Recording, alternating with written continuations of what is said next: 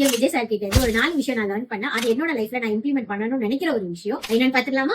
First one என்னன்னா மேனிஃபெஸ்டேஷனுக்கு நிறைய power இருக்குன்றது விஷுவலா நம்ம வந்து எக்ஸாம்பிளோட நான் பார்த்து தெரிஞ்சுக்கிட்டது வந்து சிஎம் விஜய் சார் கிட்ட இருந்து. ஸ்டார்டிங்ல இருந்து இப்போ வரைக்கும் மேனிஃபெஸ்ட் பண்ணது வந்து கண்டிப்பா நடந்திருக்கு. செகண்ட் ஒன் என்ன பாத்தீங்கன்னா சைலன்ஸ். அவர் மேல எவ்வளவு கான்ட்ரவர்சி வந்தாலும் அதை வந்து ரொம்ப அமைதியா அவர் வந்து அந்த சிச்சுவேஷனை ஹேண்டில் பண்ணி கொண்டு போகணும். சோ நம்மளோட லைஃபுக்கும் அமைதி எங்க வேணுமோ அந்த இடத்துல நம்ம அமைதியா இருக்கிறது தப்பு கிடையாது. மூணாவது விஷயம் என்ன பாத்தீங்கன்னா பேஷன்ஸ், அதாவது பொறுமை. இவ்வளவு கான்ட்ரவர்சி வந்துமே அவர் வந்து அதை ரொம்ப பொறுமையா அந்த சிச்சுவேஷனுக்கு ஏத்த மாதிரி ஹேண்டில் பண்ணி கொண்டு போனதுமே எனக்கு ரொம்ப பிடிச்சிருக்கு. நம்மளோட லைஃப்லயுமே என்ன ஒரு சிச்சுவேஷன் வந்தாலும் நம்மளும் அதை பொறுமையா ஹேண்டில் பண்ணணும். அவசரப்படக்கூடாது, அவசரப்பட்டு நம்ம ரியாக்ட் பண்ணக்கூடாதுன்றது ஒரு இன்னொரு விஷயம். நாலாவது விஷயம் என்னன்னு பாத்தீங்கன்னா அவரோட பிஹேவியர். அந்த பிஹேவியர்ல இருக்கிற ஒரு குவைட் அண்ட் பொலைட்னஸ், காம்னஸ் வந்து எனக்கு இன்னும் ரொம்ப இன்ஸ்பயரா இருந்துச்சு. விஜய் சார் வந்து இவ்வளவு பெரிய பொசிஷன்ல இருந்தாலும் ரொம்ப காமா, ரொம்ப சிம்பிளா அவர் நடந்துக்கிற விதம் வந்து ரொம்பவே வந்து இன்ஸ்பைரிங்கா இருந்துச்சு.